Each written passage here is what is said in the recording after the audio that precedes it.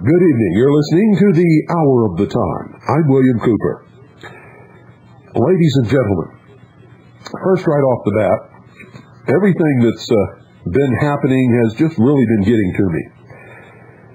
And I mean really getting to me. You see, I've been fighting this battle for a long, long time.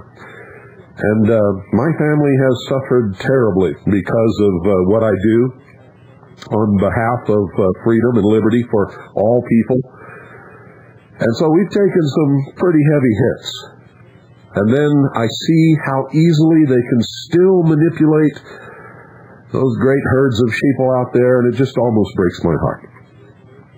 In fact, my heart is broken. And so here lately I've been a little rough on some of you when you've called. And, I feel this terrible anger and hurt. And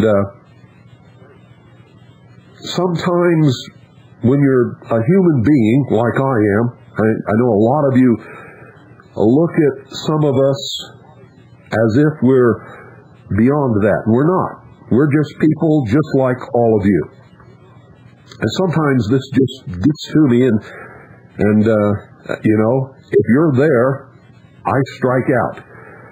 And I shouldn't do that, especially this radio audience. And so right now I want to apologize for that, and I'm going to try to rein that in. You have no idea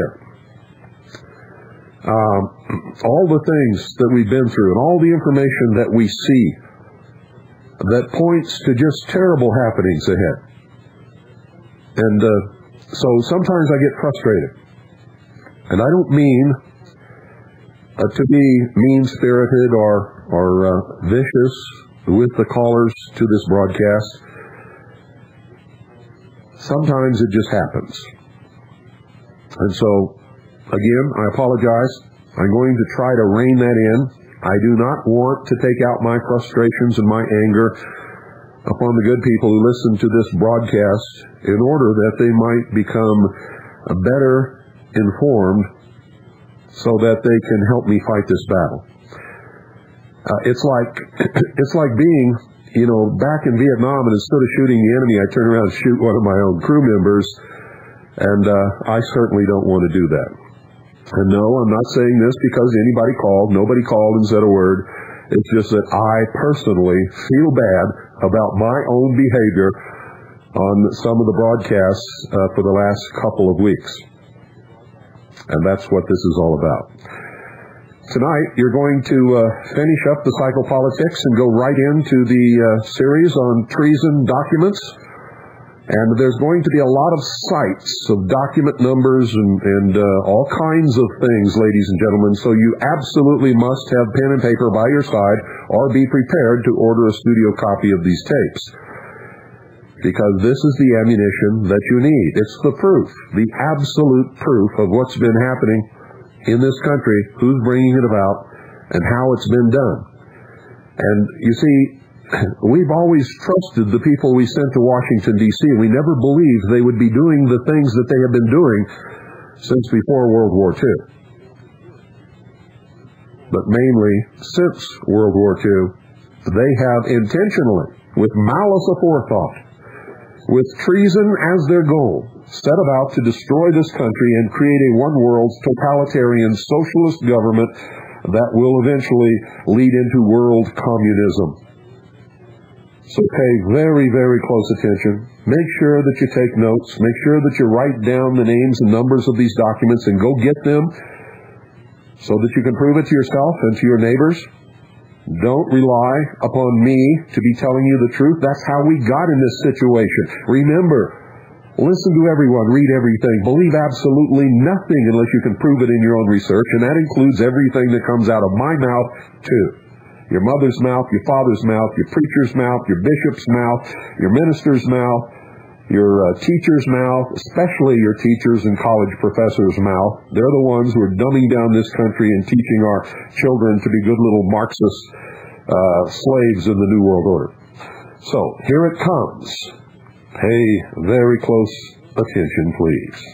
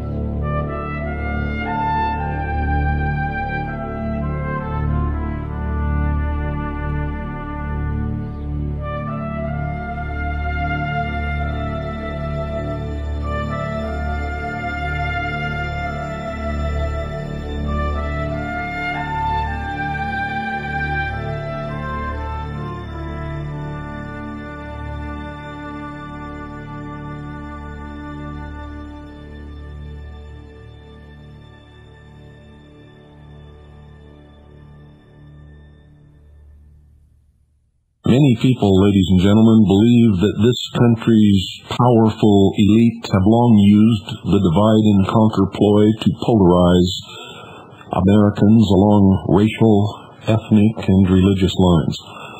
And that's absolutely true. Those who have come to that conclusion on their own are thinking right.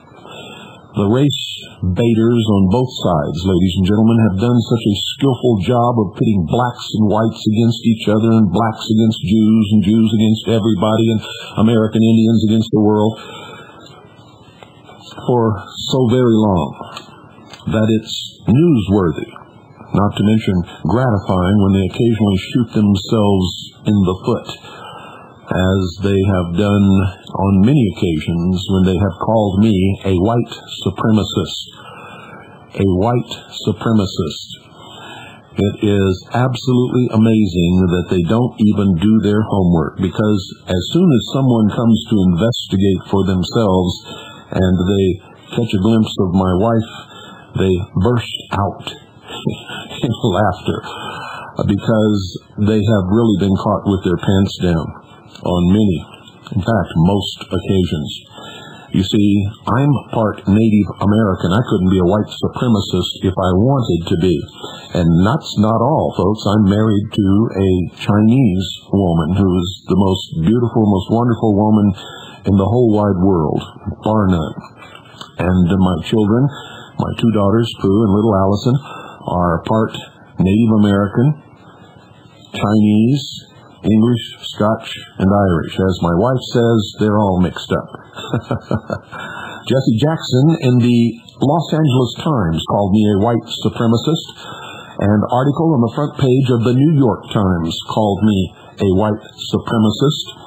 And it is, it is amazing that so many people read these things and never bother to check and just believe it, until they are so embarrassed to find that they have been repeating this when they finally meet me and my beautiful wife and my children, or they come to a speaking engagement where they hope to see the great white supremacist and boo and hiss and all that kind of stuff, and they find out that it's not true, and that my speeches are not about white supremacy, but about how we can all come together as Americans. You see, there is one There's more than that, but there is one great unifying factor for all people of all races, all religions, all sources of ethnic origin, and that is freedom. Freedom, ladies and gentlemen, and that's what this country is all about. That's what our forefathers were all about. That's why they founded this great nation. To escape, ladies and gentlemen, from the religious persecution in the old world.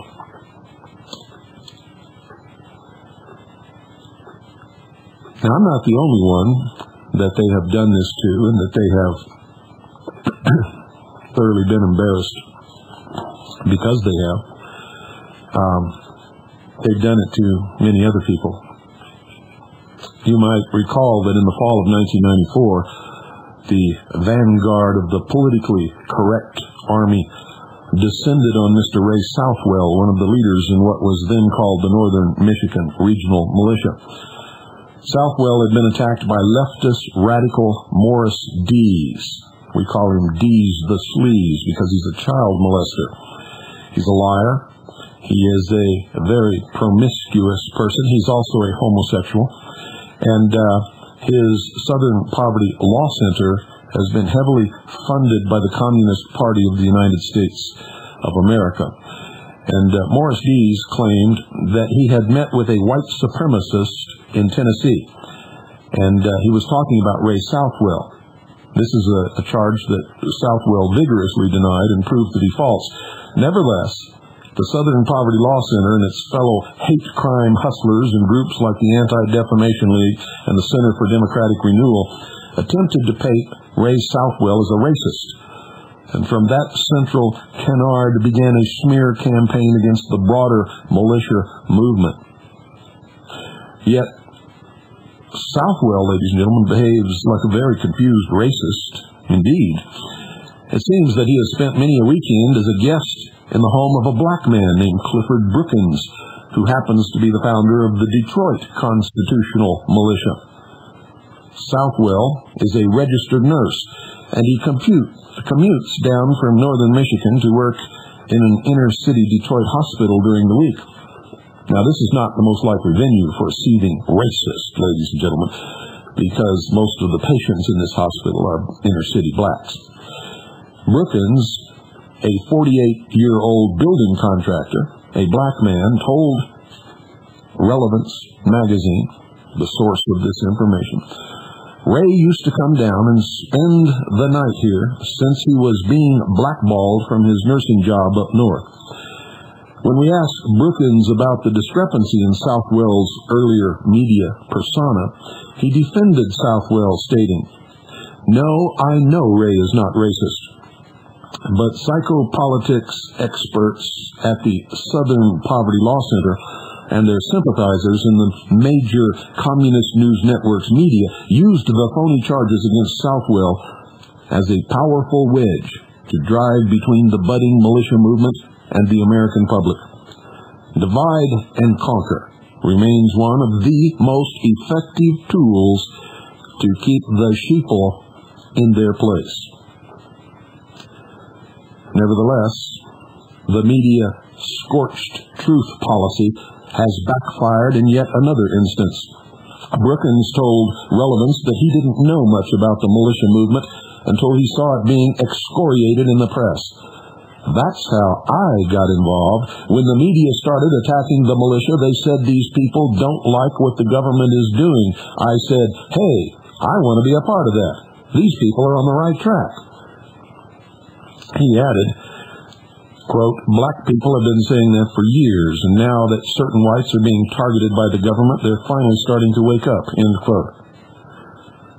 Thus, media lies about militias apparently aided in the creation of what to the anti-hate industry is the equivalent of a cross to a vampire, namely a black urban militia founded on the United States Constitution. The final stake through the heart of that smear campaign came in the form of the Black Militias Alliance with what we're supposed to believe is a racist northern militia. As the current occupant of the White House is fond of saying, That dog won't hunt. And indeed, that dog won't hunt. Brookins' discontent has grown from what he considers to be a corrupt court system, which refuses even to follow its own laws. He is optimistic about the prospects for a restoration of constitutional government. He says, quote, "This whole country is going to wake up. People are at the stage where they're sick and tired of being sick and tired," end quote. Predictably, the media advanced the charge that Robert Starr's Georgia Republic militia was quite racist.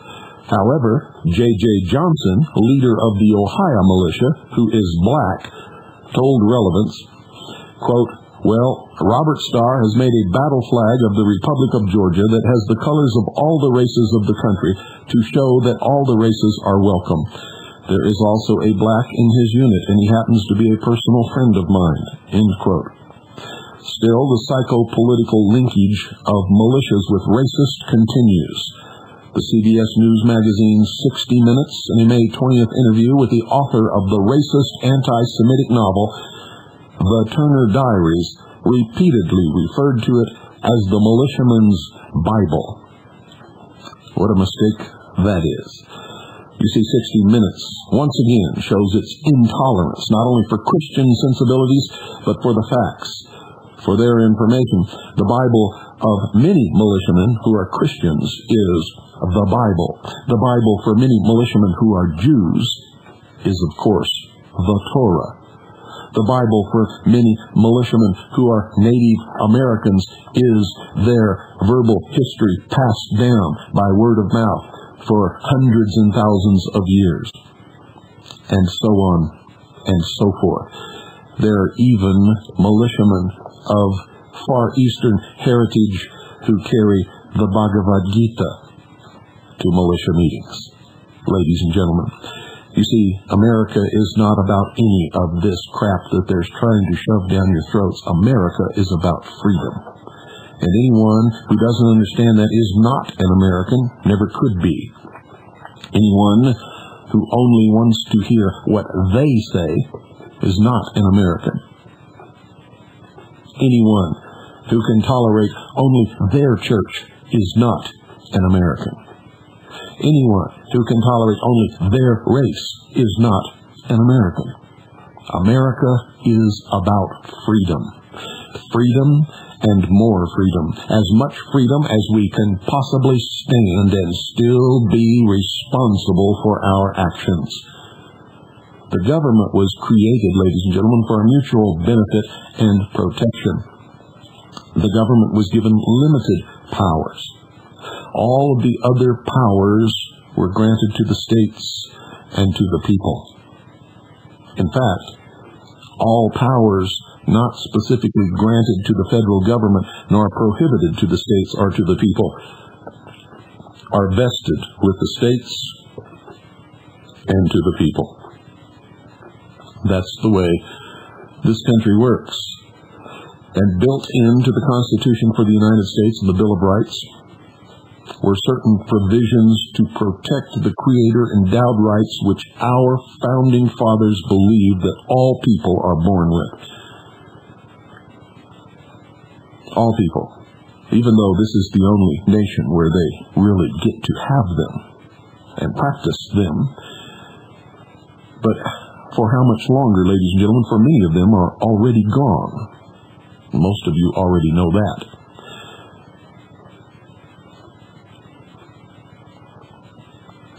Another black American who remains unbowed by the psychopolitics of divide and conquer is Southeastern Michigan radio commentator Ron Edwards.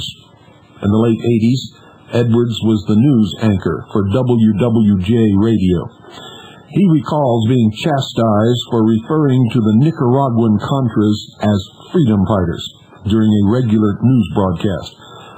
This was the beginning of a rocky road in the radio markets for the velvet-voiced broadcaster who wouldn't bend his knee to the major media's political communist news network typecasting directors. Moving in and out of various radio markets, Edwards learned that for all their lip servicing of equality, diversity, and freedom of expression. The not-so-liberal news media holds some frankly racist views of the kind of political ideology black people should be permitted to espouse. Apparently, any views to the right of Kwesi Mfunis are strictly verboten. That means forbidden. You see, the most oppressive group of people in this country are the left-wing socialists, ladies and gentlemen, the communists.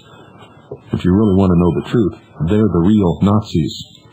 Nazi means National Socialist German Workers' Party. How about that? You didn't know that, did you? You see, they just throw out Nazi, then they show you a picture of Hitler raving and yelling and screaming. And then they tell you that Hitler killed all of these people and that Hitler was right-wing. It's a lie. It's always been a lie. And any of you idiots out there who shave your head and call yourself Nazis, you're not right-wing either. You don't want freedom. You're socialist. That's what it means. And that's what you're involved in. And you're stupid. Haven't got a brain in your head. If you want to know the truth. It is amazing how easy it is to twist people's minds about and just totally screw them up for life with lies that nobody ever bothers to check. It is at the same time hilariously funny and unbelievably tragic, ladies and gentlemen. We're supposed to be the smartest, most well-educated people in the world. And yet we've all lost all semblance of even the basest common sense. Nobody reads anymore, or very few people read anymore, ever since the boob tube caught on. That's the big eye in your living room that brainwashes you every day, if you're into that big eye. A recent study shows that the average American, this is the average American, ladies and gentlemen, the average American watches 7 hours of television a day. Americans don't talk to each other anymore. They don't talk to their neighbors. They sit like zombies and absorb the brainwashing crap that flows out of the television set. If you ever really want to know what's wrong with this country, just go in your bathroom and look in the mirror. You'll find the problem staring you right in the face. That's why I'm the most dangerous radio host in America, because I tell you the truth. You don't like to hear it, but when you listen to this broadcast, that's all you're ever going to hear.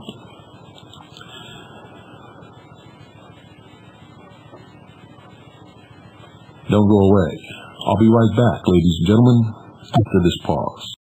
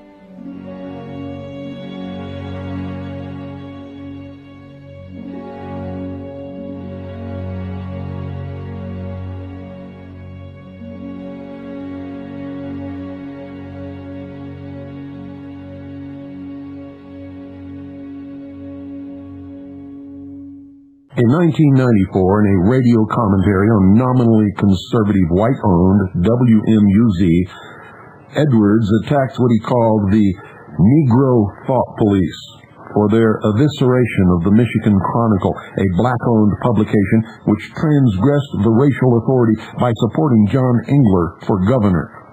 Remember that Edwards himself is black. He was promptly informed that his contract would not be renewed. You really think there's freedom of speech in America, ladies and gentlemen? There is. Only if you own your own radio network or radio station. And that's why we're doing this. You can, you know.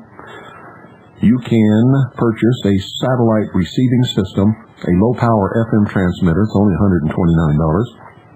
An antenna, true match antenna. It's another $36. Some patch cords and cable, and you're in business. Now, once you've done that, you have freedom of speech, and that's the only time that you ever have freedom of speech. It only exists for the owner of the media.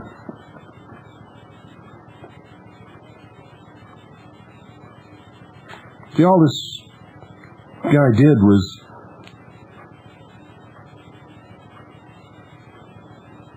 call into account the Negro Thought Police because they attacked the Michigan Chronicle, a black-owned publication who supported John Engler for governor. And Edwards was promptly informed that his contract would not be renewed. He said, quote, "When I was cut off from WMUZ, it wasn't because I did anything wrong. It was because when the socialist liberals showed up in great numbers to attack my views, I had very little outward support from those who supposedly share my love for freedom. That's why they called you the silent majority. You better stop being silent.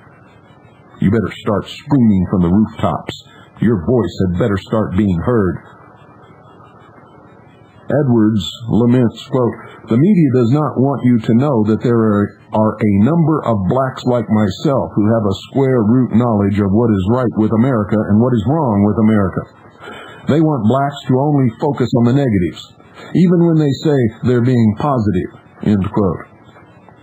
Thanks to years of subtle, Skinnerian operant conditioning, the mere idea of a black man in the pro-Constitution patriot movement has an air of incongruence to the liberals. It simply does not compute to these idiots. In the minds of most uninformed Americans, people like Ron Edwards are the equivalent of political unicorns. They just do not exist. But the truth is, they exist all over America. You see, they throw all this slave nonsense in your face, and all this segregation nonsense in your face, and all of this prejudice nonsense in your face. Ladies and gentlemen, hundreds of thousands of white Americans died to free the slaves. Thousands of white Americans existed in the South to form the Underground Railroad, to help slaves escape the South to freedom in the North. It was America who struck down segregation. It is white Americans all over this country who have battled and fought for the real dream of this country, freedom. You see, you've been lied to for so long, you don't even understand it. It's amazing. You see, in reality, Mr. Edwards and so many more not only exist,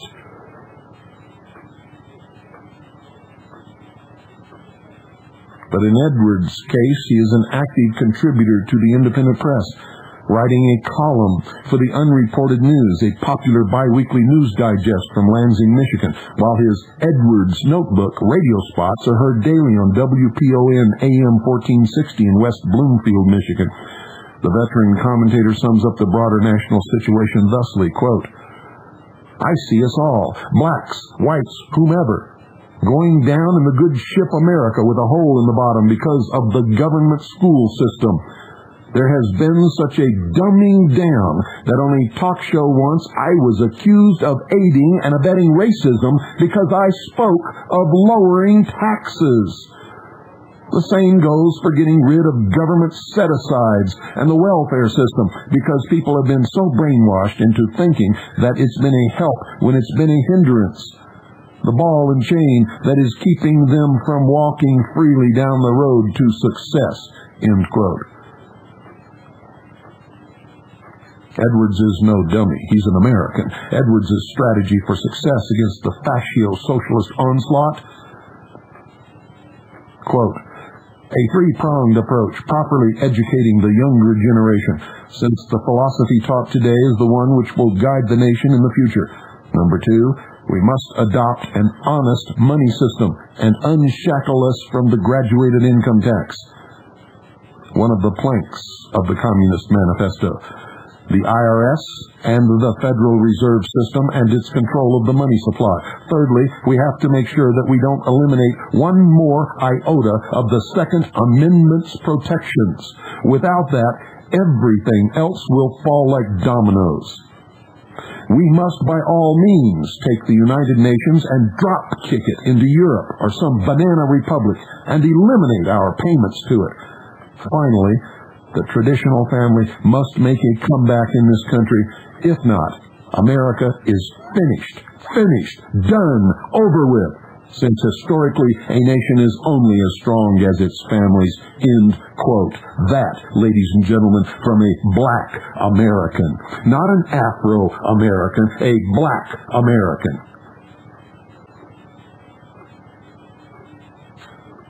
Recently, joint maneuvers were held in the southwestern United States involving a combined force of 53,000 United States troops and British soldiers, sailors, and airmen. The United Kingdom sent 27 ships, 57 aircraft, and more than 15,000 troops in what has been termed the largest British invasion since the War of 1812, when Washington, D.C. was occupied and burned. Of course, the Brits come in peace this time, but the maneuvers underscore concerns voiced by me and many other American patriots and militiamen about the gradual occupation of this country by foreign United Nations forces. As I have revealed in the past, as others have revealed, as Relevance revealed in their article called Creating a Master, we now have a permanent British presence in Fort Lewis, Washington, which accepts the rotation of battalion-strength British forces. As we revealed, we now have a permanent and expanding German Air Force presence at Holloman Air Force Base in New Mexico to add to the pre-existent one at Fort Bliss, Texas, that you never even knew about. We have permanent foreign military bases on American soil for the first time in the history of this country. But you say, the troops maneuvering on the eastern seaboard are just British. They're not under the United Nations, right? Well, technically, it's true. Still, the maneuver pits the British-American force against a fictional outlaw nation called Corona, which has occupied northern Khartoum, and as USA Today put it, quote, got the United Nations really ticked off, end quote. That's USA Today, May 9th, 1996. Notice, ladies and gentlemen, that it's not the United States or Britain that are really ticked off. It's the United Nations. As I noted previously, among our military brass, the United Nations is the single overwhelming presence which will increasingly dictate all military actions worldwide. For further evidence, folks, that this is the United Nations' intent, the previously quoted United Nations publication, Our Global Neighborhood, cites Article 48 of the UN Charter, which states, quote, the action required to carry out the decisions of the Security Council for the maintenance of international peace and security shall be taken by all the members of the United Nations or by some of them, as the Security Council shall determine, end quote. So the armies of any and all nations are at the beck and call of the Security Council to serve as at its pleasure. Just in case old Charlie Krauthammer still doesn't get it, the book further stresses the United Nations hegemony in the decision-making process. Quote, "What is essential is that the overall United Nations control be respected, even when a coalition command is set up, and that the Security Council determine whether any specific action should be entrusted to a condition or coalition of countries." End quote. So, ladies and gentlemen, even if a coalition command exists, as in Bosnia, the United Nations is still calling the shots. False reassurances about NATO notwithstanding. And that concludes our 4 days with this issue of Relevance Magazine. It was the issue of May 1996, Volume 2, Number 11, edited by my good friend Phil O'Halloran. And I'll tell you how to subscribe if you wish to subscribe. All you have to do is call this number. It's 1-800-626-8944. I get nothing for this. I'm not selling this magazine. I'm just telling you because I know that some people will call and want to know. It's 1-800-626-8944. The regular subscription is $110. Once again, 1-800-626-8944. Remember, ladies and gentlemen, as I said years ago, and it's on record, information, not money, is the power of the 90s.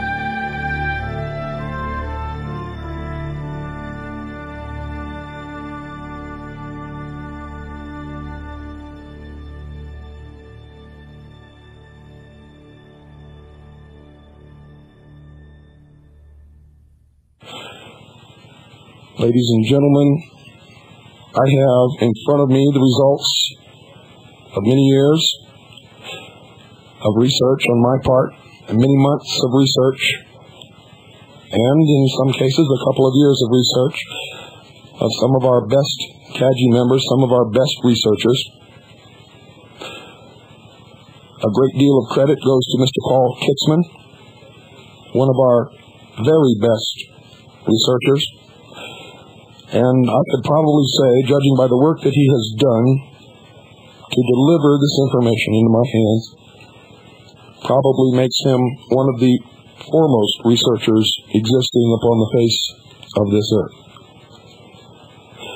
I have in front of me the documentation that proves, beyond any shadow of a doubt, that the situation that we find ourselves in today is the result of a well thought out and well carried out plan by the three major powers emerging from World War II, and that the United States, England, and the Soviet Union were operating in concert to create the Cold War and bring about a new world order.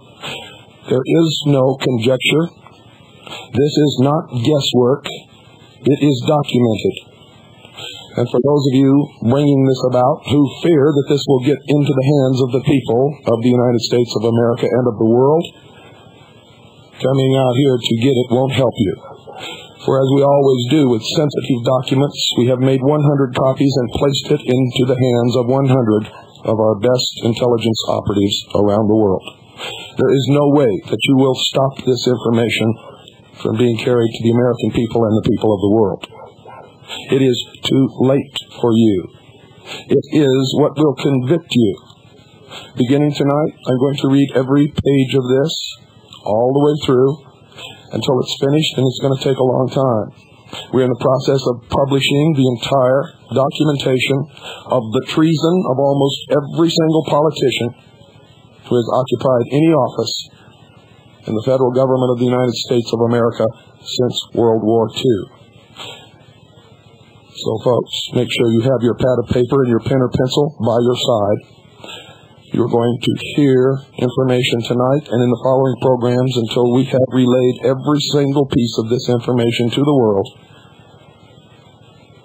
that is going to leave you gasping for breath. At first, you will pull down the curtain of denial and you will not want to listen or believe a thing that you're hearing. And as progressive episodes of the hour of the time pass, you will find yourself beginning to realize that we have been betrayed. That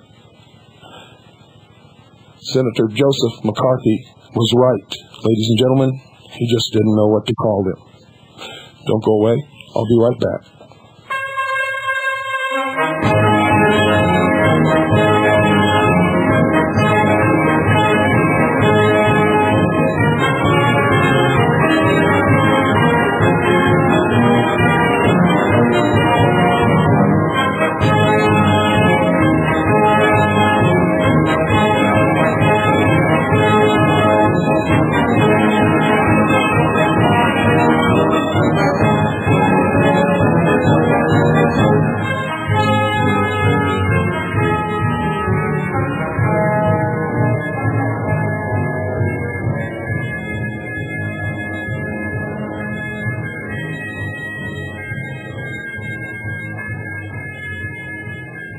Tonight, ladies and gentlemen, part one. I accuse and I will prove during this hour that President Harry Truman, 33rd degree Freemason of the Scottish Rite, Grand Master of the Missouri Lodge of the Southern Jurisdiction of the Scottish Rite of Freemasonry, is a traitor. I now accuse all those who we entrusted with the government of the United States of America with treason. And during the following episodes, I will prove it and document it and give you, the American public and the people of the world, the names and numbers of these documents and of our research.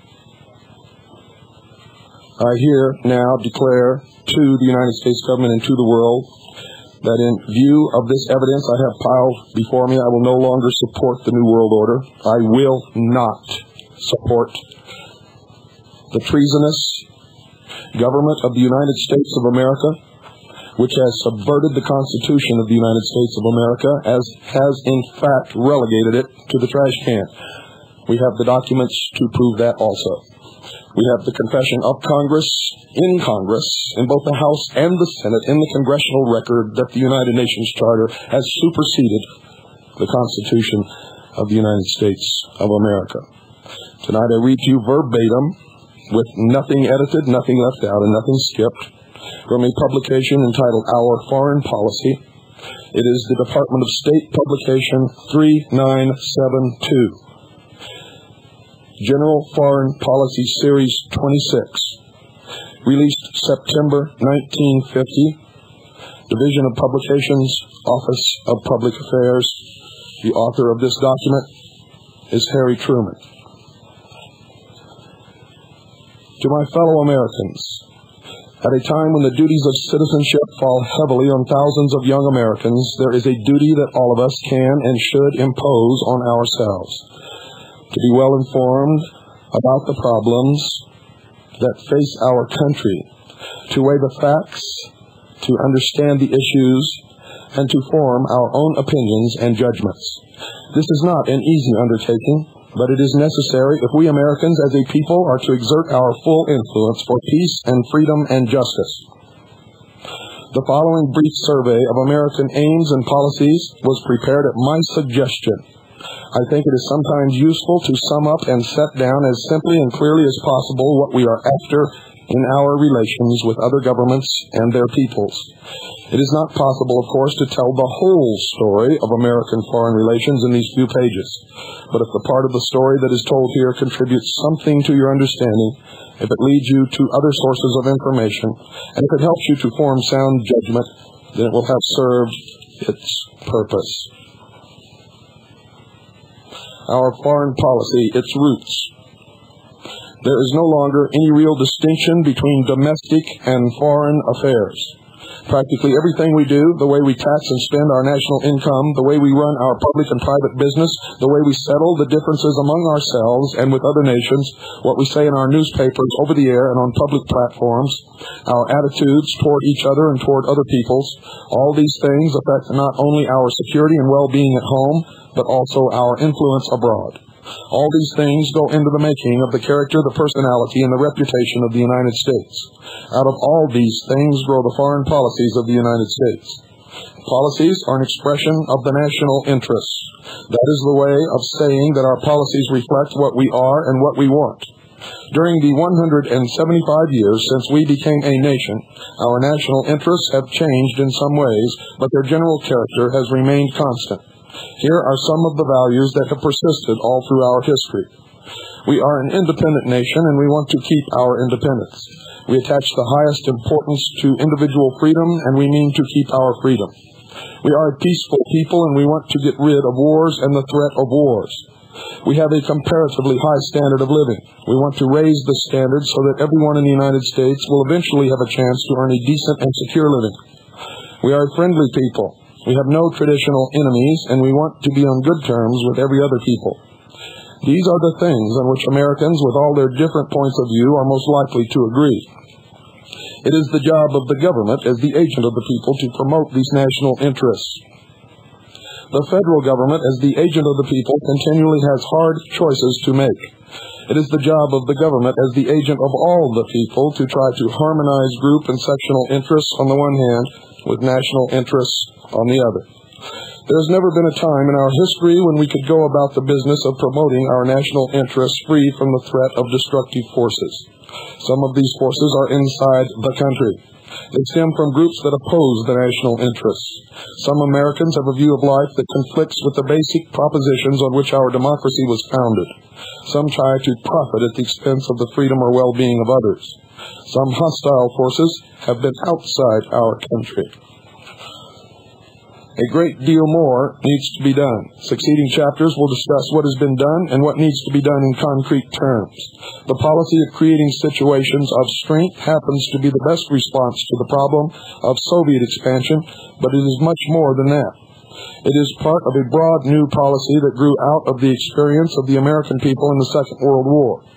That experience destroyed the last comfortable illusion of geographical security. It discredited once and for all the doctrine of isolationism. In the light of that experience, Americans made a radical adjustment in their thinking.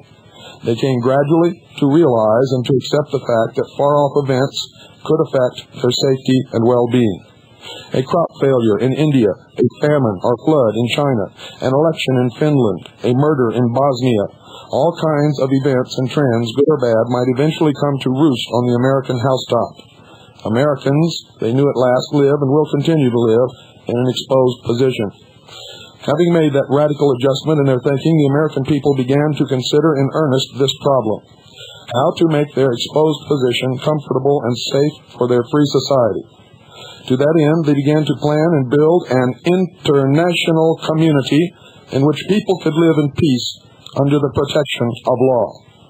The building of such a community is the most ambitious, the most difficult, the most hopeful, and the most exciting enterprise on which the American people have ever embarked. It is big enough and hard enough to engage all our energies, If it were not for the threat of aggression, we could concentrate all our energies on that job. We could say that it was, in fact, the substance of our foreign policy. But unfortunately, that is not possible. The Soviet power drive has cut across the course that we and other peace-minded peoples had charted for ourselves as a hurricane cuts across the path of a ship. It has blown us all miles off our course. It has been a tragic interruption to our progress, a wasteful diversion of our energies. Nevertheless, we are plowing ahead, breasting the hurricane as we go, holding on to our main purposes. What does it mean to build an international community? It means first organizing the members to deal collectively with their problems and to defend themselves collectively against anyone who may threaten the peace and tranquility of the community. So we took the lead in organizing the United Nations and its various specialized agencies. It means, second, repairing the damage of war so that members in good standing can play their full part in the life of the community. To this end, we took the lead in organizing the Marshall Plan and the relief programs which preceded it. It means, third, bringing the outlaws back into the community as decent working members. So we undertook the occupation of Germany and Japan and the education of their peoples in the ways of democracy. It means, fourth, helping the people of the underdeveloped regions of the world to pull their standards of living up to a level that modern science and technology have brought within reach of all people. So we have embarked on the 4-point program of technical cooperation with people who want and can profit by our aid. It means, fifth, developing a sensible system of trade so that all members of the community can expect that their work will contribute to a healthy and expanding economic life for themselves. To this end, we have helped to write an international charter of fair trade practices and to create an international trade organization called GATT, where the nations can settle their disputes across a conference table. Through reciprocal trade and tariff agreements, we are gradually opening up the channels of world trade that have been clogged for a generation. All this is only the bare outline of an international community. Nobody can predict where the experiment will lead or how long it will take. It may in time lead to the international control of all armament, which is essential. It may lead eventually to a form of world government, which is a possibility that excites the imagination of some adventurous people. For the immediate future, at least, we must reconcile ourselves to the need to divert a large part of our thought and our resources to the defense of the free world. We must give our attention to meeting and preventing aggression by creating situations of strength. As we go about this immediate and urgent job, we find ourselves doing many things that we would have to be doing even if there were no aggressors in the world. We find ourselves doing many things that contribute to the larger objective of building a community of nations. This is not to suggest that the threat of tyranny is a blessing in disguise. Far from it. It is an evil thing, and its evil effects will remain to plague the world long after the threat of Soviet power is past. No nation can go through an ordeal of this kind unscathed, but we, at least, can emerge from it self-disciplined and more deeply aware of our national interests in freedom and peace. In that context, let us consider the method by which we arrive at our foreign policies. Who makes it? Many people would like to know how and where foreign policy is made. Is it made in the White House, in the State Department, in the Congress, in Middletown, Ohio, or Iowa? Or does it, like Topsy, just grow? The answer to all these questions is yes. This is not as confusing as it seems. The Constitution gives the President of the United States full authority for making foreign policies and carrying them out. As the elected representative of the people, he has the responsibility of translating the will of the people into foreign policy and of promoting the national interests in terms of foreign policies. The Constitution gives the Senate the job of approving or rejecting treaties and major appointments made by the President. Both houses of Congress hold the purse strings, which gives them considerable power over foreign policies for which they also are directly responsible to the people. The Congress may also give the President advice about foreign policies through joint resolutions. In 1789, President Washington appointed the first Secretary of State, Thomas Jefferson, as his agent and advisor in carrying out foreign policies. And today, the Secretary of State and the Department of State are still the right arm of the President in the conduct of international relations. In practice, most of the agencies of the federal government, 43 at the last count, are now concerned in one way or another with foreign relations. These agencies work together through some 33 joint committees with 142 subcommittees that study and advise on foreign policy matters. Secretary Atchison once described the situation in these words: "The President lays down what the policy shall be. In many cases, the Congress lays down what the policy shall be. The President may propose and the Congress disposes, but the State Department has the job of foreseeing a problem before it arises. It gets all the other agencies in the executive branch together to make a proposal. It gets the President's approval or modification and then takes it up with the Congress through the House and Senate committees. It moves it forward to some final action in the government. Therefore, the State Department is a sort of activator in the center of the government. The State Department, with its 300 missions in 75 countries, is also the eyes and ears of the government. Reports coming in regularly from the trained observers in these missions help the State Department and other agencies to foresee problems and make plans to meet them. Where does Middletown, Iowa come into the picture? Our policies reflect what we are and what we want. But at first glance, it might seem almost impossible that a country as large as ours, with a population as numerous and as varied as ours, could give a clear-cut, understandable idea of what it is and what it wants. Most foreigners find it hard to make sense out of what sounds to them like a babble of voices, what looks to them like a scene of headlong confusion in the United States. As they come to know us, the sound tends to become a voice. The confusion takes on a certain order. Actually, the American people are better equipped than most other people to form and express their ideas and to arrive at something approximating a national purpose. That is because our lines of communication are many and strong. It is also because the atmosphere of the American community, a legacy of the New England town meeting, encourages everyone to have an opinion and to speak his mind freely. The American people speak their minds daily in 1,000 ways. They communicate directly with their government by letters and telegrams. They communicate indirectly through the press, the radio, and through the leaders of their churches, clubs, labor unions, and other organizations. The lines of communication are good, but they could be even better. In recent years, the government has made a prodigious effort to establish closer relations with the people to develop a two-way traffic of facts and ideas. Examples of this effort showed up in the preparation of the United Nations and the Marshall Plan. Here were two major policy decisions in the making, of which the people of the government really cooperated with some success. Both decisions precipitated great national discussions. Both involved long public hearings before the committees of the Congress, to which citizens came and presented their ideas. Both led to the creation of citizens' committees which studied the problem and reported. There is no simple prescription for the making of a democratic foreign policy. Because of the great size and diversity of our country, our policies will always be a blend of many ideas and interests. The blend will grow richer and stronger as the people and their government become more deeply conscious of their responsibilities toward each other and toward the democratic principles which have made us strong and free.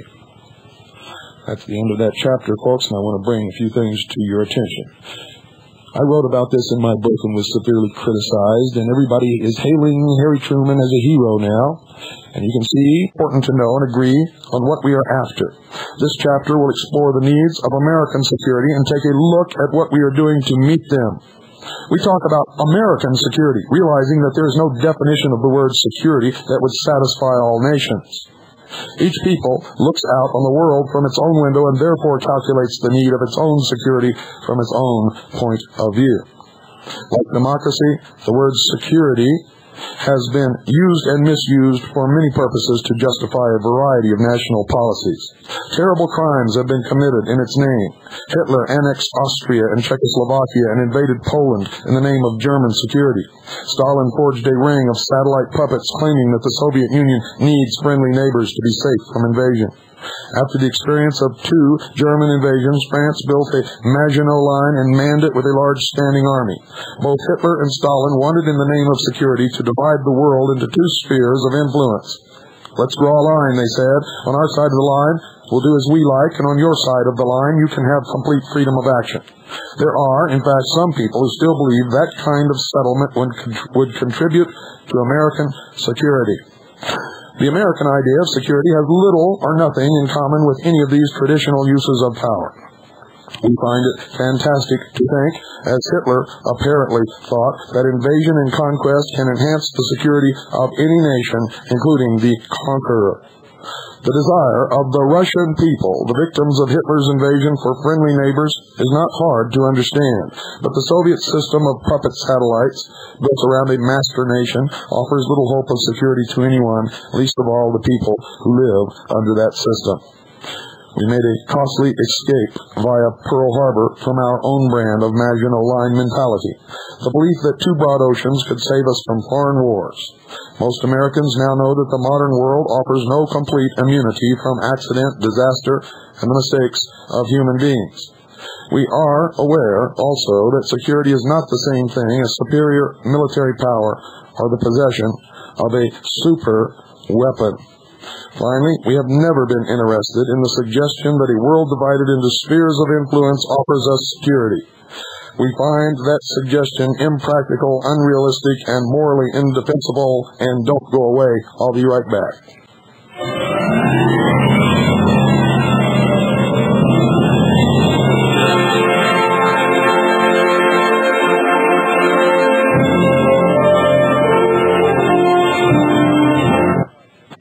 It is not an idea that democratic governments and peoples can seriously consider. The mayor's suggestion brings home to us the fact that there is a price no decent, freedom-loving people will pay for security or the false promise of it. Now, ladies and gentlemen, I break here because if you don't understand what's happening here, he's leading you up to a rationalization for the destruction of the sovereignty of the nations of the world, including the United States government, the disarming of our people and our military, and the formation of a one-world government. So please pay close attention. I continue. To understand the American approach to security, we have to consider the problem on 2 levels. First, the kind and degree of security we can create now and the kind of world we now inhabit. And second, the security we must start to build now if we want a safer, more livable world for our children. As we go along, we will see the relation of every one of our policies to either the short-term or long-term effort to build security. The short-term problem, in plain and brutal terms, is to survive as a free nation in a pioneer world society. Our situation today is something like that of the early settler of the West. In those days, before law and order were established, before families enjoyed the community safeguards that we now take for granted, every settler had to carry arms to protect himself and his family against marauders. Today, each nation has to arm itself, and the lone nation is often at the mercy of an unscrupulous outlaw. In self-defense, the orderly and far-sighted men among the early settlers joined forces for common protection. A rough system of law and order developed in which each settler could get on with his job of clearing the land and plowing it, but always with one ear cocked for danger. So today, the peaceful nations have organized for a degree of security without giving up their basic individual sovereignty. In the present phase of pioneer international society, nations have to live with the danger that an outlaw may precipitate a war by accident or design. For the past 35 years, we Americans have been feeling the effects of that danger in our personal lives. We have watched international criminals at work. We have seen peoples pushed around, humiliated, terrorized, undermined, and finally attacked one by one in Europe and Asia. We have learned some simple rules for survival in a society that permits criminals to defy the law. We learned that there are no longer any foreign wars. There are no more sidelines for a nation to sit on. We learned that the only way to avoid being drawn into war is to prevent war. We learned further that you cannot prevent war in a pioneer society by agreeing to disarm, since the peaceful nations honor their agreements, and those that are planning aggressions ignore them. We became convinced that for the present, peaceful nations can best serve themselves and their society by arming well and joining forces for common defense. These lessons, the product of bitter and costly experience, shaped the new American attitude toward national security, a conviction that the earth was round sent Columbus on his westward adventure. Our conviction that the peoples of the earth were interdependent sent us on an equally bold adventure, an adventure in collective security. We had always been ready to help peaceful nations, but we had never, except in time of war, been willing to team up with them. Now we are ready and willing to do both, and we are doing both because we know that our national interest demands it. The long-range problem. To transform the pioneer international society of today into an orderly community of free nations, that is our long-range purpose. The community idea is thousands of years old in the mind of man, but it is just being born in the minds of nations. To bring an international community into existence may be the work of generations, but we have made a beginning. Sheer necessity might hurry up the process. A community has to have both a political and an economic basis. Even more important, it has to have a moral basis. Certain fundamental standards of decency and behavior have to be understood and accepted by the majority of its members before you can have a successful community. The majority must not only uphold those standards, but insist upon their being upheld. What has been called a consensus of moral judgment is the foundation of law and order and the beginning of real community life. 5 years ago, we helped to create a great testing ground for the community idea, the United Nations. The United Nations. The American people took the lead in demanding and creating a United Nations and thereby reversed a traditional attitude. They had become convinced that all nations were interdependent. They saw no prospect of future peace and security except through international cooperation. And I break here, ladies and gentlemen, because everything that Harry Truman is stating in this 1950 State Department document is a total lie. At the time that he did these things, he was called a traitor, and he is a traitor. This is treason. The United States, the American people, did not call for the United Nations. They did not call for interdependence. In fact, they were very angry at what Harry Truman did. It wasn't until the socialists have recently come into power that Harry Truman has begun to be hailed as a hero. He's well versed in the socialist doublespeak. He sprinkles throughout this document interdependence, democracy, which is just a code word for socialism, a consensus of moral judgment, standards of decency, doublespeak, meaningless promises that have never been and never will be granted to the people of the United States or to the world. I now continue.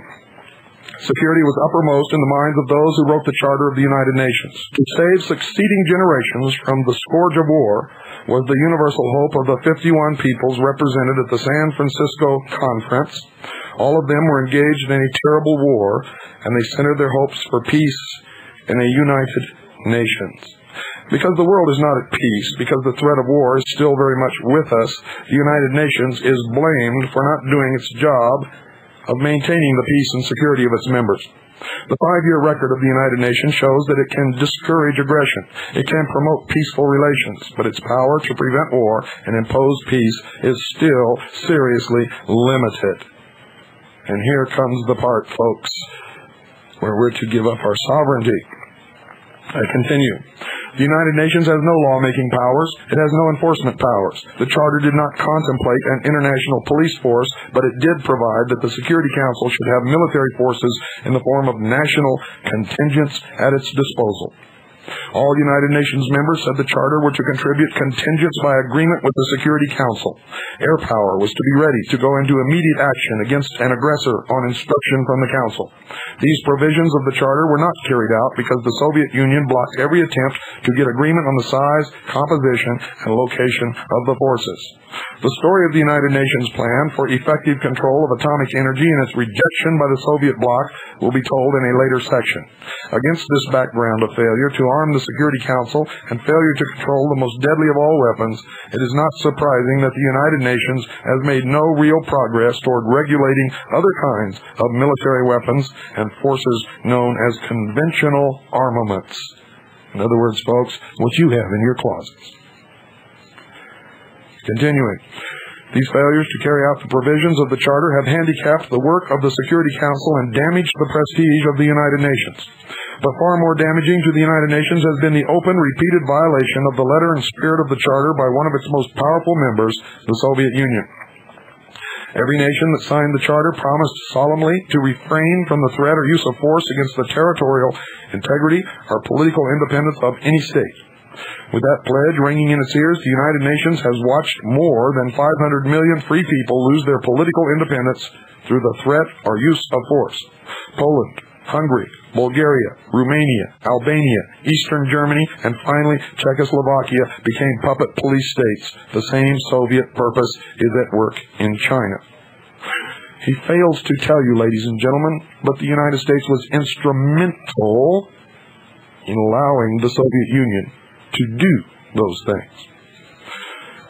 Continuing, the United Nations has helped other nations resist that threat, Iran, Turkey, and Greece, and it is witnessing Yugoslavia's struggle to remain alive within the communist family.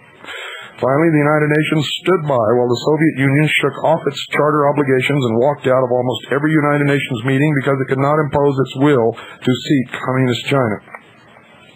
The United Nations was not built to withstand the attacks of a great power. In fact, its members knew from the beginning that its peacekeeping machinery could not work successfully unless the great powers made a sincere and responsible effort to cooperate.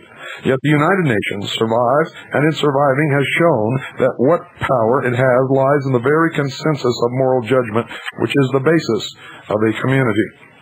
It is that massed moral force of world opinion which accounts for every United Nations victory. The power of world opinion deflected the Soviet threat from Iran in 1946. It was an important factor in maintaining the independence of Greece. It played a considerable part in helping Korea, Indonesia, and Israel to establish their national independence. In all these difficult tests of its strength, the United Nations has been fortified by the full, consistent support of the United States. It has enjoyed the solid moral backing of American public opinion. However, American backing has been only one of the plus factors. On every clear issue, a solid phalanx of public opinion of the whole free world has stood by the United Nations. The Soviet propaganda engine interprets this as proof that the capitalist world is in league against the communist democracies. The truth is that the free peoples are against aggression. They are against the use of threat and terror. They are against the old power game. The moral consensus rose to a new level of power with the reaction of the United Nations to the invasion of South Korea in June 1950. Within 24 hours of the communist attack, the Security Council had called upon the North Koreans to cease hostilities and withdraw their forces. Within 3 days, the Security Council had recommended the United Nations members help South Korea repel the attack. Within 2 weeks of the communist attack, 47 member nations and 12 non-members had declared their full support of United Nations action against the aggressor. In the same period, 7 nations came forward with military contingents to make the fighting force in Korea a United Nations force under a United Nations flag. Within 2 months, offers of concrete help had come from 30 nations. In some cases, these offers represented a hard and courageous choice. It meant that small nations living in the shadow of Soviet power decided to stand up and be counted for the rule of law. In the light of all this experience, with all its discouraging and sobering aspects, the United States continues to put its long-range hopes for a peaceful and secure world order in the United Nations. We center our hopes in the United Nations not only because its social and economic bodies are doing valuable pioneer work in international cooperation, not only because its related agencies such as the World Health and the Food and Agricultural Organizations have a tremendous humanitarian job to do, not only because we are interested in promoting human rights and freedom of information. The United States supports the United Nations for all these reasons and also for practical security reasons. We realize that our security consists in a combination of many things. It consists in having superior military and economic power on the side of law and order. It depends on strong and free allies, and it depends also on the goodwill, the respect, the confidence, and the moral support of decent people everywhere. We know of no better way of informing world opinion, of arousing and mobilizing it in defense of peace than through the United Nations. That is why the United Nations is necessary to our security, just as our support is necessary to its healthy development. The problem of the atom. The Charter of the United Nations was signed on June 26, 1945. Hardly 6 weeks later, something happened that created an urgent need for new patterns of international cooperation, a need that the signers of the Charter did not and could not have taken into account. The atomic bomb exploded on Hiroshima. The full meaning of that event was not understood at the time and is still not universally realized. The bomb was not the first weapon of mass destruction or the last. It did not change the basic facts of life in a pioneer international society. It did not make war either more or less probable, but it made the effects of war more terrible. Therefore, those who thought deeply and calmly about the meaning of the bomb came to two simple conclusions: prevent war and find an effective way to outlaw the bomb and develop atomic energy for peaceful purposes only.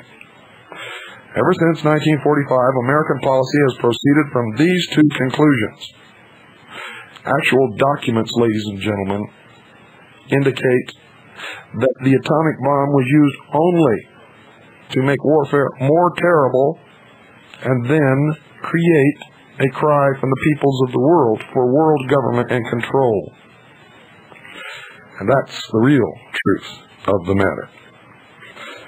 Ever since 1945, American policy has proceeded from these two conclusions. To prevent war was already our major interest and concern. The use of atomic energy presented us with a new and baffling problem. Now let's consider the nature of the problem. The technical details of atomic energy and of the weapons we have developed from its devastating power are very complex indeed, but the principle of the atomic bomb is very simple. All you have to do to blow a city off the map is to get together enough plutonium or a rare form of uranium in one lump. There is nothing more to it than that, a lump of metal of a certain size. Anyone can do it if he has a way of getting the stuff, knows how to protect himself against the poisonous radiations, and can delay the explosion until he is ready for it. The principle of the hydrogen bomb is also simple enough. Whether it can in fact be developed is not yet known. All you will need is a very high degree of heat, a degree so high that probably only a uranium or plutonium bomb could supply it. The horror of this situation is that literally anyone with access to the refined materials could bring about an atomic explosion. What other course is there but to keep this dangerous stuff away from irresponsible men and nations? Within a year after the bomb exploded on Hiroshima, the United States had devised plans and proposals for doing just that, keeping the dangerous stuff out of irresponsible hands. The facts are, ladies and gentlemen, is that documents prove that the United States furnished the Soviet Union with the technology to build and detonate their first atomic bomb. And that is the fact. He continues, we decided to put domestic control and development of atomic energy under the authority of a civilian commission. This decision became law on August 1st, 1946, when the President signed the McMahon Bill. We decided to put the problem of international control of atomic energy squarely up to the United Nations. Canada, China, France, Great Britain, and the Soviet Union agreed to this plan, and in January 1946, the First General Assembly of the United Nations created a commission on atomic energy with instructions to work out a plan of effective international control. By June 1946, the United States was ready with preliminary proposals for such a plan, and Bernard Baruch, the American representative, put them before the Atomic Energy Commission of the United Nations. The proposals were based on the report of a group appointed by the President early in January to study the problem of atomic control from the point of view of national security and international peace. The report of this group, known as the Atchison-Lilienthal Committee, came to the following conclusion: that effective, workable international control was possible, that international inspection of national atomic activities was not by itself good enough to safeguard the security of individual nations, that therefore a new kind of international authority had to be created which would itself own all the raw materials and carry on all the dangerous operations in the field of atomic development. The non-dangerous aspects of development could be in national hands, but these national activities would have to be licensed and inspected by the international authority. The United States offered to give up its monopoly of atomic weapons and turn over its technical knowledge for an effective international system of this kind. When such an adequate system of control had been approved and had come into effect step by step, then we proposed the manufacture of atomic bombs would stop. Existing bombs would be disposed of by agreement, and a worldwide atomic authority would be in possession of all information about the production of atomic energy for both peaceful and military purposes.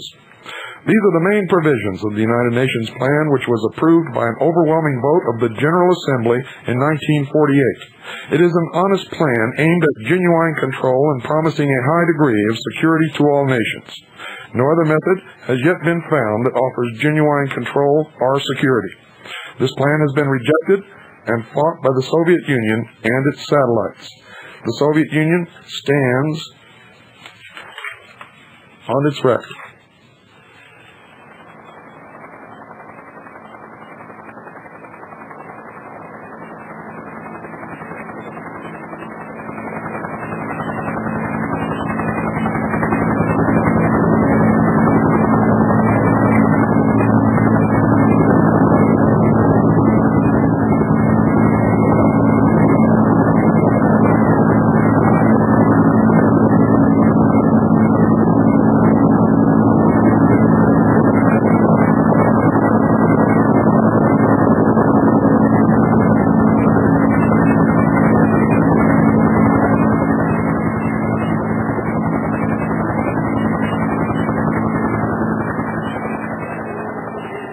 I continue from our earlier broadcast, reading from our foreign policy, published by the Department of State publication.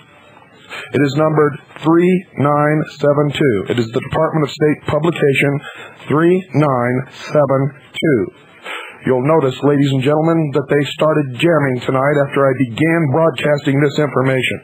They will not be able to stop it no matter what they do. It's all over for them. They are traitors. They're engaged in an act of extreme treason that has expanded many, many years. And they will pay for it. It's from the General Foreign Policy Series 26, released September 1950. Division of Publications, Office of Public Affairs. This was ordered to be written by Harry S. Truman, and it is signed by him. Make sure you have pen and paper by your side, ladies and gentlemen, and listen very carefully. Listen very carefully. I continue. What had the program cost in the first 3 years? In round figures, the sum total of American aid to Greece and Turkey, both civilian and military, was about $1.8 billion with a B dollars. Somewhat less than 1% of the American national income in the year 1950. Americans could judge whether the Truman Doctrine had been a good investment in peace and security. In coming to the aid of Greece and Turkey, the United States had to act quickly and alone to deal with a threat to the peace. Our action was effective, but we knew that it was not a satisfactory substitute for collective action, or the ultimate solution of the problem of threats to the peace. Even as the Greek-Turkish aid program was getting underway, we continued our search for a better way, a collective way to meet the kind of situation that had arisen in Greece and Turkey. The United Nations Charter had suggested one means in the form of regional arrangements for settling local disputes under the general authority of the Security Council. The American republics had laid the foundation for such a regional arrangement in 1945 in the Act of Chapultepec. In the summer of 1947, they embodied it in an inter-American treaty of mutual assistance known as the Rio Pact. This pact made history for it set up the first machinery for collective action in case of an attack on an American state from either inside or outside the Western Hemisphere, and the concept of regional government was born. Nearly 2 years were to pass before the nations of the North Atlantic were to agree on a collective defense arrangement of the same general kind. Meanwhile, Soviet pressure on Western Europe was mounting. North Atlantic defense. In September 1947, the Soviet bloc declared that it would fight the Marshall Plan and establish the Cominform as a sort of general staff to mastermind the situation. And I'm going to skip to page 58. In addition, $4 billion was asked. The communist forces had shown that they were ready to embark on reckless adventures and military invasion. There was no telling where they might strike next. In general, the pattern of military aid is similar to economic aid. As in the European Recovery Program, the United States made a separate agreement with each country receiving aid. Each agreement reflected the needs of the particular country, what it could do for itself, and what was necessary in the way of help from the United States. In every case, we reserved the right to make the final decision.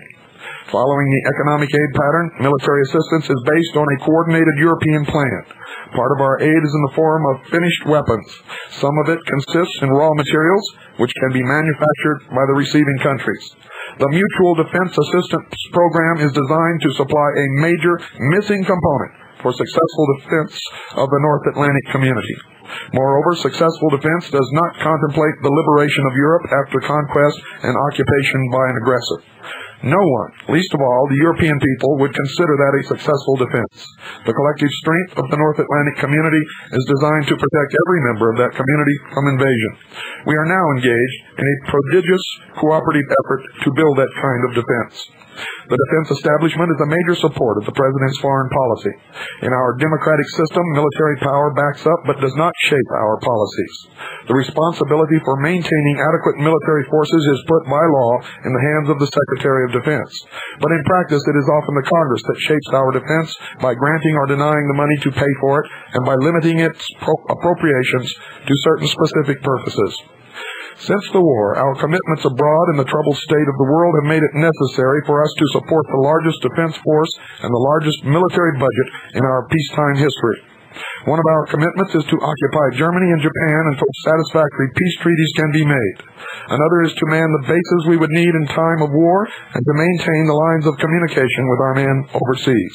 General Bradley explained our approach to the defense problem when he said, "Our basic military structure consists of two main elements, the forces in being and the mobilization base, because the United States will not make war of its own volition, a fact as apparent to any aggressor as it is to us.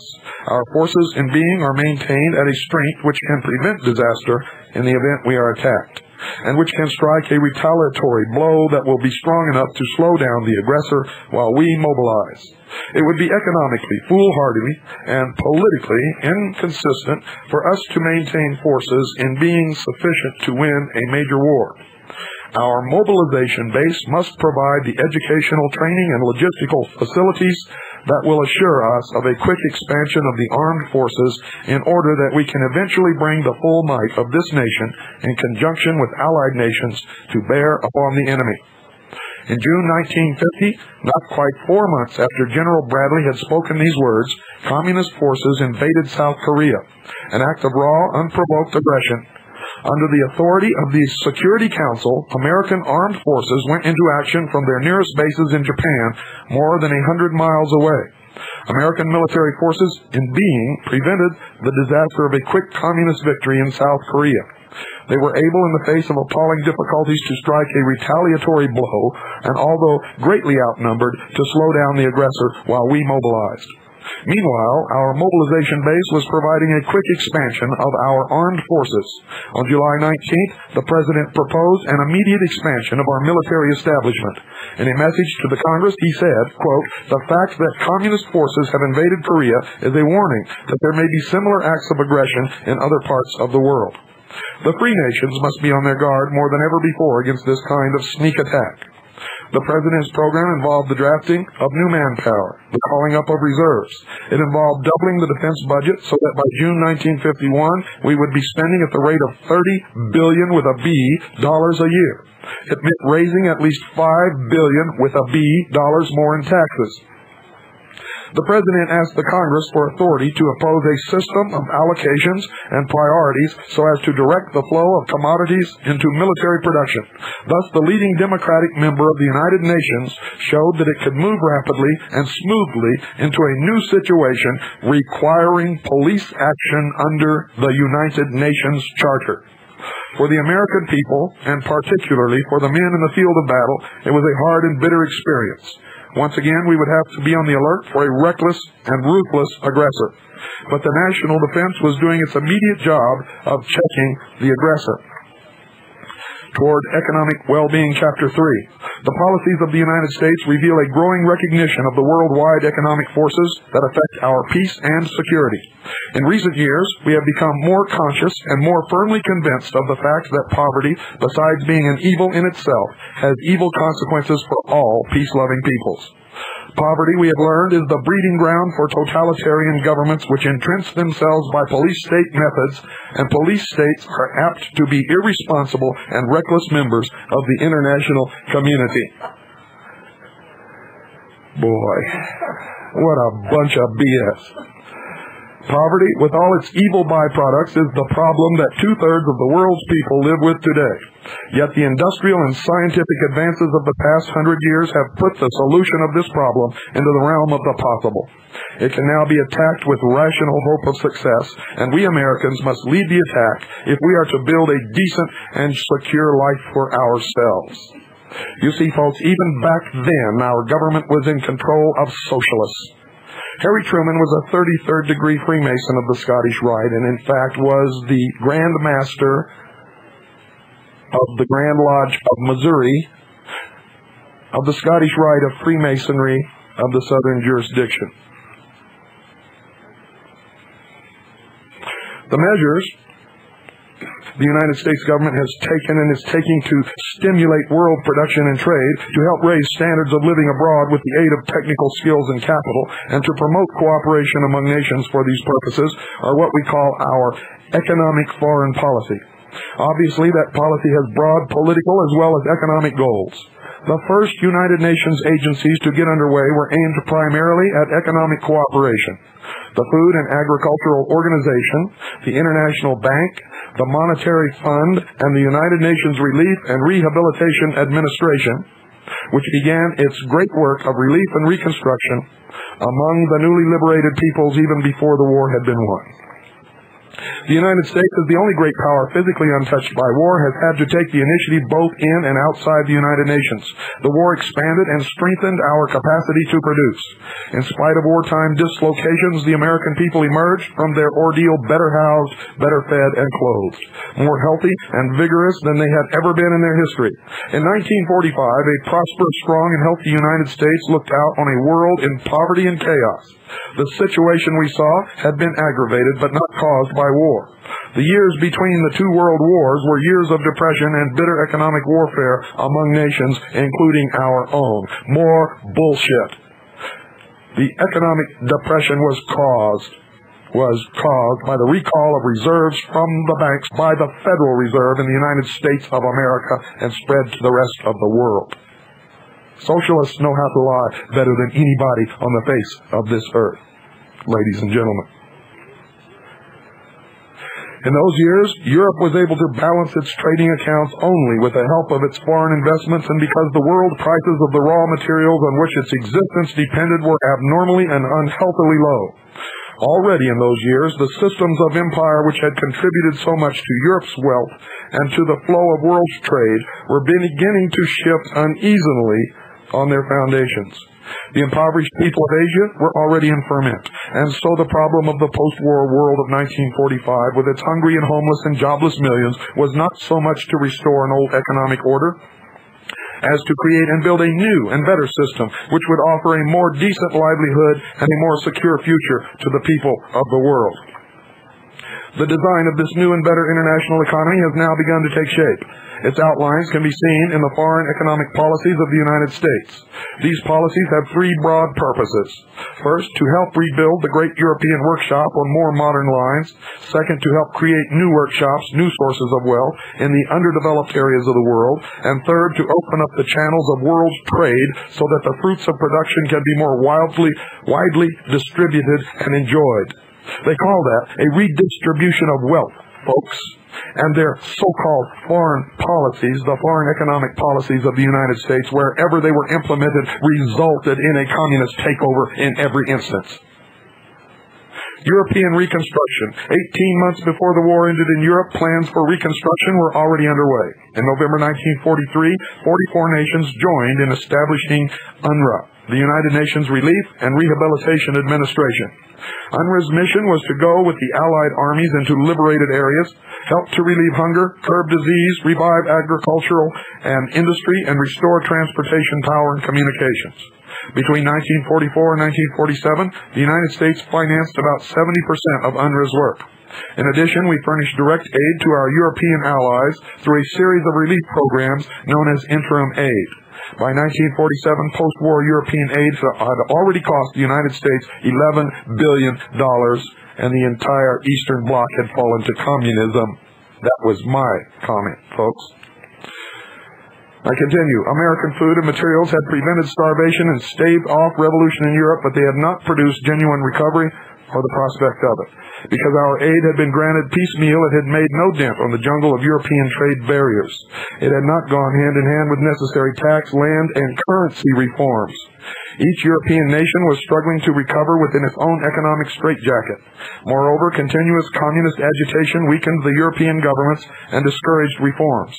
The Iron Curtain had cut off supplies of food and markets on which Western Europe had always depended. The terrible winter of 1946 and 47, which blanketed Europe with snow and ice, brought the life of the continent almost to a standstill. As the people struggled against cold, hunger, and darkness, new plans were taking shape in the United States. On June 5, 1947, the American Secretary of State, General Marshall, in his famous speech at Harvard, suggested a different approach to the problems of Europe. He declared an end of stopgap measures. He said any assistance that this government may render in the future should provide a cure rather than a mere palliative. This is the man, ladies and gentlemen, who gave all the captured munition stores of the Japanese government to Mao Zedong, and with a stroke of a pen withheld any supplies of ammunition to Chiang Kai-shek, resulting in the loss of the entire Chinese Asian continent to communism. I continue. He urged the European nations to draw up a joint plan for recovery, and he pledged solid American backing for an all-out effort by the European nations to rise together. The response was immediate. On July 12th, 16 European nations gathered around a conference table and began to prepare a cooperative recovery program to submit to the United States. It became a Western European program only because the Soviet Union had walked out of initial meetings and refused to allow any of her satellites to take part. The 10 months that followed Secretary Marshall's proposal were months of intensive planning on both sides of the Atlantic. Rarely has an American policy been so carefully studied or so widely debated by the people and the Congress. The Harriman Committee of prominent citizens, headed by the Secretary of Commerce, studied Europe's needs and Americans' ability to meet them. The Krug Committee of government specialists studied the effects of the plan on American resources. The President's Council of Economic Advisors studied its impact on the United States economy. The Congress considered all these findings, held extensive public hearings, and made additional studies of its own. On April 3rd, the President approved the, quote, Economic Cooperation Act of 1948, unquote. This act authorized a 4-year program of aid to 16 European countries, Western Germany and the Free Territory of Trieste. It declared that the restoration or maintenance in European countries of principles of individual liberty, free institutions, and genuine independence rests largely upon the establishment of sound economic conditions, stable international economic relationships, and the achievement by the countries of Europe of a healthy economy independent of extraordinary outside assistance.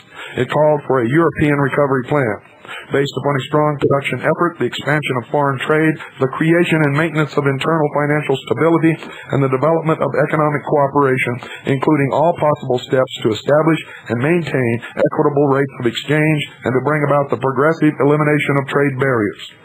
The Europeans declared the same purposes in setting up their own joint organization to plan and direct recovery, the OEEC, or Organization for European Economic Cooperation.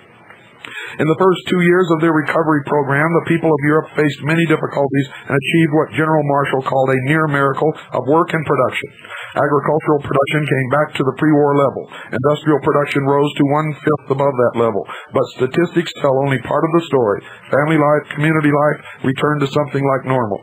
The people began to look ahead with new hope and new confidence in their free institutions.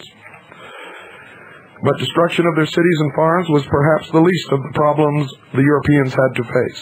There was also the fact of a larger population to support, clothe, feed, and house. There was the fact of continual strikes and riots, most of them communist-inspired. There was the fact that in order to become self-supporting, they had to produce and sell abroad far more than before the war to offset the loss of foreign investments, shipping, and other services. Most challenging of all and most difficult for Americans to appreciate was the problem of abandoning old habits of producing and trading, the problem of shedding the economic straitjackets of commercial and currency restrictions by which each nation had sought to protect itself. Paul Hoffman, head of the Economic Cooperation Administration, emphasized the need to shape Western Europe into a single market, like that of the United States, in which goods, people, and money could circulate freely. And you guys thought the EEC was a new idea, didn't you? I continue. But only the Europeans themselves could accomplish this declared purpose. During 1949 and 1950, there was slow but steady progress in the direction of creating a single European market. This progress reflected the growth of economic stability and confidence in Europe. Governments were beginning to consider trade concessions and reforms that would have seemed impossible only 2 years earlier.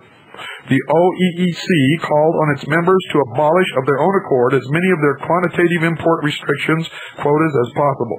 The first response was disappointing, but it was hoped that by the end of 1950, at least half of these restrictions would have disappeared. In September 1949, Great Britain revalued its currency in relation to the dollar, and the other Marshall Plan countries followed suit. The effect was to cut the prices of European goods in dollar markets and to improve the European export position. But it was recognized that the logjam of intra-European trade would not be broken until a way had been found to make European currencies freely interchangeable. A plan for doing this was finally approved in July 1950, and a European Payments Union was established. The EPU is, in effect, a clearinghouse for inter-country payments and claims arising out of Western European trade and financial transactions. It was hailed on both sides of the Atlantic as a long step toward European integration. Paul Hoffman maintains that European recovery has not cost the American taxpayer a nickel. He bases this statement on the conviction that but for the economic and political revival of free Europe, the United States would have had to spend many billions more on armament. In short, American aid has saved Europe not only from economic collapse, but also from communist domination. The dollar cost of the recovery program in its first 3 years was expected to be around $11.5 billion with a B dollars.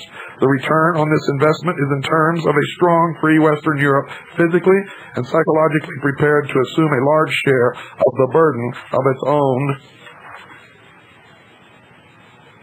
defense. And I skip to page 72. The British government had decided to adopt a wait-and-see policy since they were unwilling to commit themselves to what was still a relatively abstract proposal. An idea as bold and radical as this was bound to run into criticism. The dread word cartel was raised, with its suggestion of monopoly, concentration of power, restricted production, and high prices. But advocates of the plan pointed out that a cartel can be a benevolent organization if its purposes are to expand production, broaden markets, and bring down prices. These are the declared purposes of the Schuman Plan. To see that they are carried out, an international authority would be created to oversee the plan and to report its progress to the United Nations. The United States government gave the idea warm approval and support, for it saw great promise in the proposal. The promise was that Germany and her European neighbors might, by merging their major industries, evolve a relationship so close and a community of interest so strong that a war between them would become not only unthinkable, but impossible. The generous and enlightened French proposal might indeed mark the end of an ancient hostility and the beginning of a new era in Western Europe. The promise of point 4. Man has only begun to scratch the surface of the earth's wealth. In great areas of Africa, Asia, and Latin America, millions of people are living in poverty because they have not had a chance to apply modern methods of tilling their soil, mining their minerals, and processing the resources they have at hand. The burden of poverty, disease, and ignorance in these areas has become a danger to all free democratic people because it invites all kinds of totalitarian controls, including communism. For many generations, Americans have gone out to work with the people of the underdeveloped parts of the world, to study their ways of life and to share American skills and knowledge with them. American private capital has also gone out, also to finance the development of oil, rubber, tin, bauxite, and many other resources of these areas. For the past 10 years, the United States government has been authorized by Congress to send technical missions abroad, chiefly to Latin America, and to bring technicians from the less developed countries to the United States for training. We must embark, said Mr. Truman, on a bold new program for making the benefits of our scientific advances and industrial progress available for the improvement and growth of underdeveloped areas. We should make available to peace-loving peoples the benefits of our store of technical knowledge in order to help them realize their aspirations for a better life, and in cooperation with other free nations, we should foster capital investment in areas needing redevelopment. Our aim should be to help the free peoples of the world through their own efforts to produce more food, more clothing, more materials for housing, and more mechanical power to lighten their burdens. The point 4 undertaking, as the President conceived it, has two distinct but closely related elements. One is technical cooperation, which means the use of skills and scientific knowledge to help people raise their standards of living. The part of the program costs relatively small amounts of money for the salaries of technicians and the equipment they use. The other element is large-scale development requiring sizable amounts of money in the form of investment capital. The underdeveloped areas themselves can supply some but not all of the necessary capital. Foreign capital is needed, and it can come from three sources: the International Bank for Reconstruction and Development, the Export-Import Bank of the United States, and from private banks and investors. Because of uncertainties and tensions in the world, and because of conditions in the underdeveloped areas, private investors have not been eager to risk sending their capital abroad in large amounts. The United States government is trying in various ways to reduce some of the risks. For example, the State Department is negotiating new treaties with foreign governments guaranteeing certain kinds of protection to American investors so that they will not be discriminated against but will receive the same treatment as nationals of the country. New laws are being considered which would allow the Export-Import Bank to sell an investor certain kinds of insurance specifically against expropriation, confiscation, and seizure, and against inability to convert local currencies, meaning inability to take profits out of the country. But even with this kind of protection, it is not likely that large amounts of private investment capital will flow to the underdeveloped areas in the near future. Fortunately, the work of technical cooperation can go forward without delay, and it can, in fact, help to create the kind of world climate, and more particularly, the kinds of local conditions which encourage investment.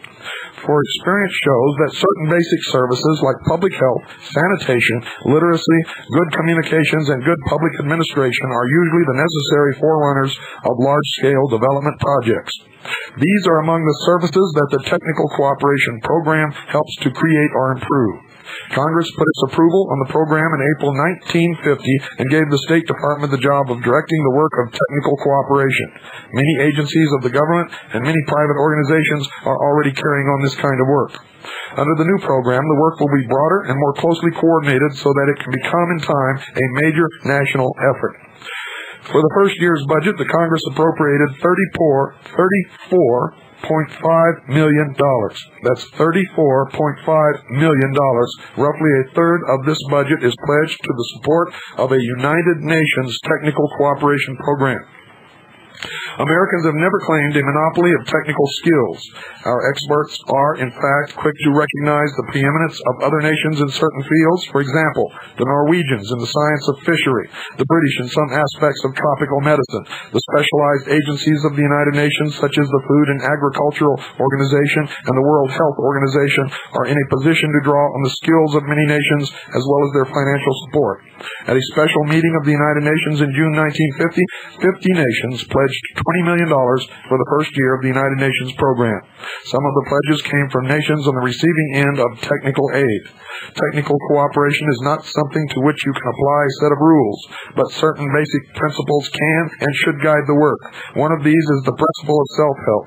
The United States offers its skills only where they are plainly wanted and only where people have shown that they are ready to help themselves. When this readiness exists, and it usually involves breaking with old habits and traditions, then technical cooperation brings good and often quick results. Another guiding principle of this work is to start where people are, to help them solve their own problems in their own way, and not to impose ideas or methods which are alien to their character and their own desires. Americans have always been interested in dealing with other people, not as pawns in some international game of power politics. All through the history of our international relations runs the thread of a consistent attitude and purpose to work with others, to cooperate but not to dominate. This is the paramount principle which guides the Point 4 program. And ladies and gentlemen, that does it for tonight. I hope you've been taking notes. We will pick up tomorrow night right where we left off and continue right through all of the treason documents that we have given you years ago. The listening audience of the Hour of the Time knew about all of this years ago. Ladies and gentlemen, my heart is broken over what's happened to me and my family, and what's happened to this country, what happened to those poor children who were sacrificed for the New World Order so that they could take the guns out of the hands of the American people. And as I see how easily the vast herds of sheeple are manipulated, please wake up. Please join the battle. Join or form a militia. If you want to keep your freedoms, you're going to have to fight for it. And that's the truth. Good night, and God bless each and every single one of you.